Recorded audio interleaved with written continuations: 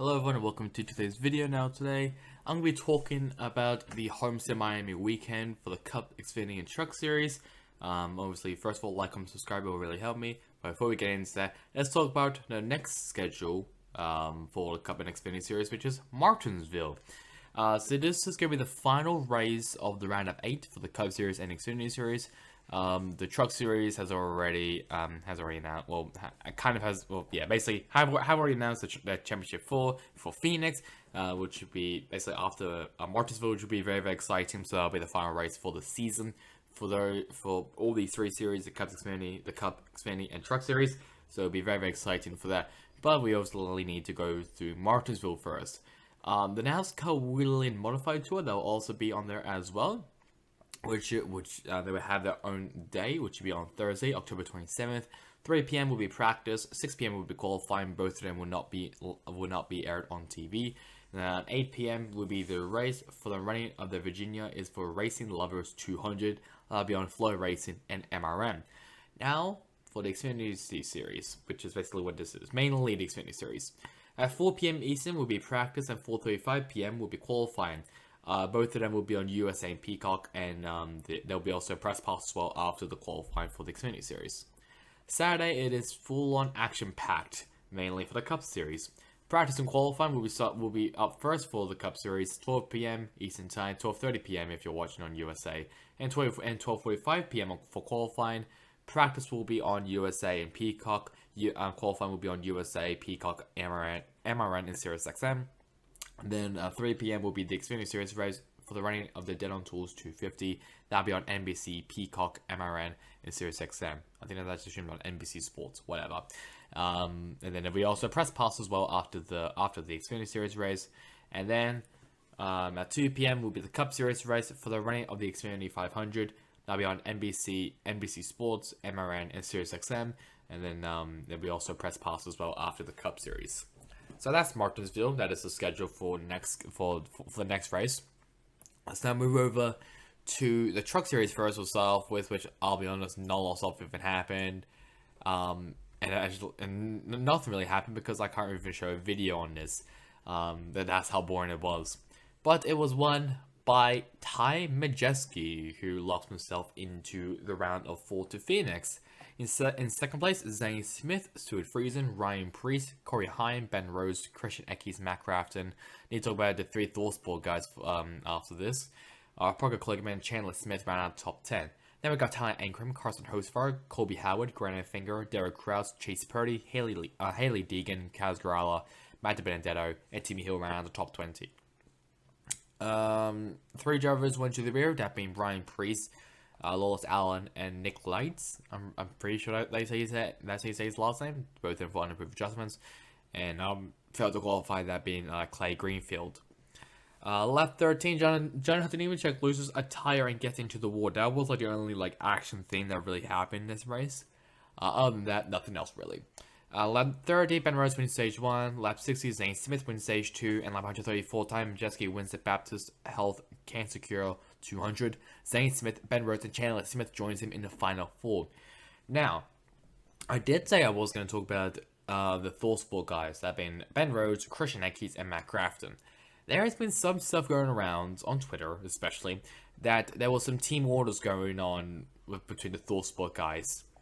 So basically, I think Eckes had a much faster car than Rhodes, so but Eckes let Rhodes actually take his position. And Matt Craft, he's out of the playoffs, so it kind of makes sense for that, but it's very suspicious that it's been team orders, but I'm not too sure. I kind of just want to wait until we get radio messages. We actually get the radios can confirm it was most likely team orders. I don't think NASCAR will really do anything about it though, which makes sense. But it sucks. But I can kind of see that. I don't really understand though why they wanted Christian Eckes to move it away for Ben Rhodes, because I think Eckes was already I think Rhodes was already in by that. So I'm not too sure. Generally don't know. But what do you guys think down in the comments below? Was it suspicious? Was it definitely team orders being used by the ThorSport Racing guys? For me, I'll be honest, I haven't watched the highlights, but what I've seen on Twitter and I've seen a couple of clips as well, but it is a bit suspicious, but I don't think NASCAR will really do anything about it. Let's have a look at the other finishes outside of the top 20. Obviously, the big one here is that John Hunter Nemechek is 35th and obviously did not finish. Very disappointing there. I don't know why Spencer Boyd doesn't say anything there. That's kind of weird. But very disappointing for Nemechek. I do feel bad for him. He had a pretty good chance of winning the championship. He was looking like a championship threat. It's just unlucky there, especially for just tire failures as a whole. It was pretty bad there. But that is really bad for the Cup Series. I told you there was going to be like nothing there for the Cup Series, which also kind of goes for the same for the Xfinity Series, but at least there is a video there which I can talk about.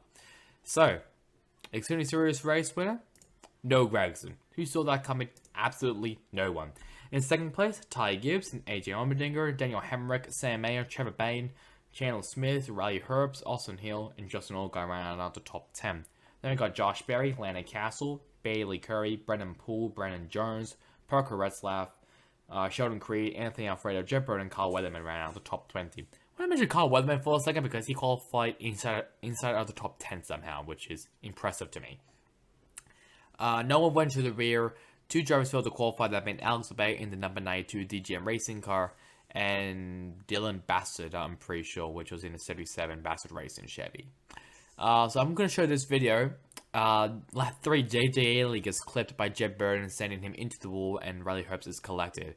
I mean, it didn't really matter for Riley Herbst. I mean, he was out of the playoffs either way, but 2 weekends in a row, 2 races in a row, I should actually say, that JJ Ailey was caught up in a wreck. I mean, I think he spun out of Las Vegas. It didn't really matter, though.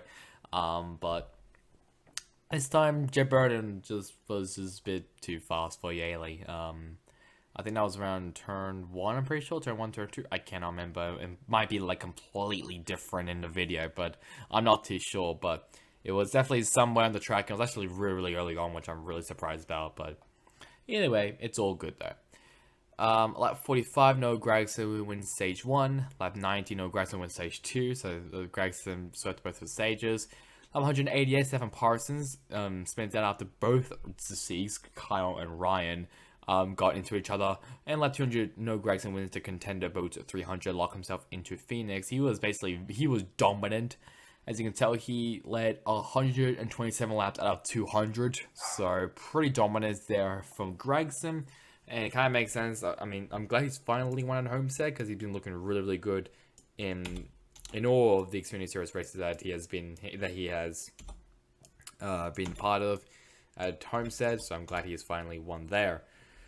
So that is Xfinity Series all done. I told you it was going to be very, very short for those ones. And we'll have a look at the other finishes. And here they are. Nothing really to talk about or really mention, but they're just there. That's all I really have to say. Nothing else I really have to say there. All right, the Cup Series. This is where there's quite a few action going on here. So buckle up your seatbelts. So the Cup Series winner for the Homestead Miami race was Kyle Larson, who finally won a race at Homestead. It's actually shocking of how long it took him to win at Homestead, even though he's been historically really, really good at that track. Then in second place, Ross Chastain, AJ Allmendinger, Austin Dillon, Brad Keselowski, Martin Truex Jr., Denny Hamlin, Kevin Harvick, Kyle Busch, and Daniel Suarez ran out of the top 10. Then we got Christopher Bell, William Byron, Chris Buescher, Chase Elliott, Ricky Stenhouse Jr., Michael McDowell, Ryan Blaney, Joe Logano, Austin Cindric, and Harrison Burton ran out the top 20. No one failed to qualify. 2 drivers went to the road, that being Todd Gilliland and Corey LaJoie, both of them due to unimproved adjustments. Lap 30, the sub for Bubba Wallace. John Hunter Nemechek spins off turn 2. Unlucky there, because he qualified really, really well. I'm pretty sure he was inside the top. I think he qualified like 6th place, I'm pretty sure.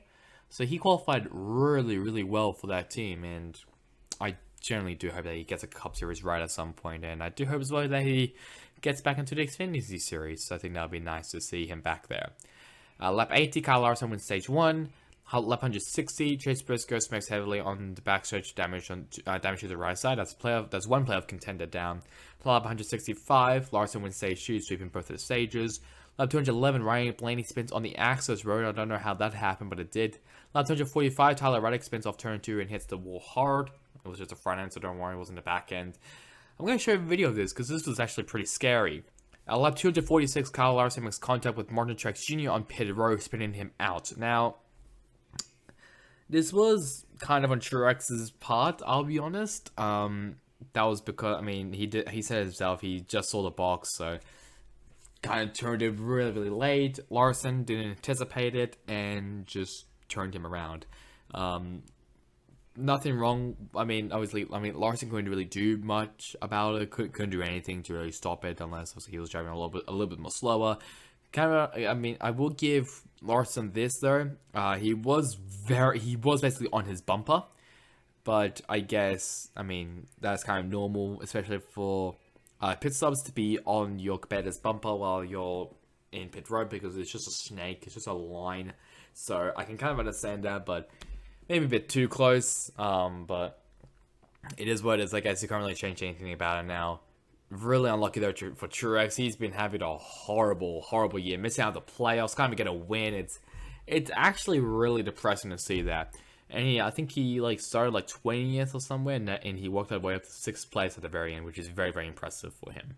But I do hopefully maybe Martinsville. I mean, it's in the name, then maybe, you know, he might maybe win there. He might maybe even win in Phoenix. Have to wait and see though. And finally, lap 267, Kyle Larson wins the Dixie Vodka 400, keeping his owner championships alive. Yes, he's not in the playoffs though as drivers, but for owners, he is still in the hunt, which basically means more dollar bills. So basically, if you, it'd be really weird that if a playoff driver, the championship. So let's just pick a random. Let's just say Joe Logano wins the championship at Phoenix, but he doesn't actually win the Owners' Championship. That'd be kind of weird. But it's fine. It's fine though. It's all good. It would be weird, but I mean, that's just how 2022 is right now for the Cup Series. It's parody. It is crazy, so it makes sense. Let's have a look at the other finishes outside of the top 20, and nothing really much to really say. He qualified 4th place. That's impressive. There's John Hunter Nemechek down in 27th place. Once again, very, very unlucky there for him. I'll be honest, I think if he actually had, if he didn't have that accident, I think he would have, I'll probably have to say, he might be maybe inside of the top 10, maybe sneaking his way into the top 5, most likely top 10 actually. And then there's Chase Briscoe down in last place after having that accident. So unlucky there for Briscoe though. Man, I think he's definitely in a must-win situation as they enter to Martinsville. Let's have a look at the standings, and first off with the Truck Series as their championship 4 has already set up. That being Ty Majeski, Zane Smith, Ben Rhodes, and Chandler Smith. Yes, no Chevys. So if you are a Chevy fan, unlucky, I guess you're not really interested in that. And then in 5th place, Jonathan Nemechek, Stuart Friesen, Granite Finger, Christian Eckes, Matt Crafton, and Carter Host for around top 10. Then we got everyone else: Derek Krause, Halle Ankrum, Matt Benedetto, Corey Heim, Tanner Gray, Chase Purdy, Ryan Preece, Parker Kligerman, Colby Howard, and Timmy Hill around the top 20. For the Xfinity Series, currently as of right now, Noah Gragson and Josh Berry, both of them are in the are in the championship 4 for Phoenix. And then we got Ty Gibbs and AJ Allmendinger. Very interestingly, that AJ Allmendinger is 5 points in front of Justin Allgaier, who's once again another junior motorsports driver. Then we got Austin Hill 7 points back, Sam Mayer 28 points back, and Brandon Jones 38 points back. So I think Brandon Jones and Sam Mayer definitely in must-win territory. Justin Allgaier, Austin Hill, they are hoping that AJ Allmendinger like retires from the race, because that would be, I mean, that's like the only thing that's keeping their title hopes alive. Then we got Daniel Hemrick, Riley Herbst, Ryan Sieg, Jeremy Clemens, and for the other playoff drivers who were eliminated, then we got Landon Castle, Sheldon Creed, Anthony Alfredo, Brandon Brown, Jeb Burton, Maya Snyder, Alex LeBay, and Brent Moffitt rounded up to top 20. So I move over to the Cup Series, and we have Joe Logano already in the playoffs. Kyle Larson is not in the playoffs anymore, so that's why you don't see him in the top 8. Then we got Ross Chastain, 14 points up, which is pretty good. Chase Elliott, 6 points up. And William Byron, I think that's supposed to say 6 points up, because, I mean, I don't know. It's weird. But Denny Hamlin, he's currently in 5th place. I think technically, he'll be, where would he be? I think he's 4, maybe, I think might be 4 points back, I'm pretty sure. No, sorry, 5 points back. 5 points back from Byron. Then we got Ryan Blaney, Christopher Bell, and Chase Briscoe, who's basically in a muscle situation. I think Bell is on the cusp of it. I think Bell is in a muscle situation. Ryan Blaney, I think he's also in a muscle situation. Maybe not. I think he might be like, I'm going to say maybe 15 points back, so not too bad for Blaney. But for Bell and Briscoe, I think they're definitely in a muscle situation. Hamlin, he's very close to Byron. Obviously, there's a chance there that he might be in it, might not be in it. It'd be kind of ironic if Hamlin does actually knock Byron out of the playoffs after what happened at Texas. Very, very ironic there. Then, for the other playoff drivers from 9th to 16th, Kyle Larson, Daniel Suarez, Austin Cindric, Alex Wellman, Austin Dillon, Tyler Reddick, Kyle Busch, Kevin Harvick ran out the top 16 in the playoffs. And then we got Mark Truex Jr., Eric Jones, Eric Almirola, and Bob Wallace, who was suspended for this race after his collision with Kyle Larson in Las Vegas. So that's really about it for today's video. Just a reminder that the next race is at Martinsville for the Cup and the Xfinity Series, and also the really modified tour if you're interested in that. So that's really about it for me. Hope you guys enjoyed it. Catch you guys all next time in the next one. Goodbye.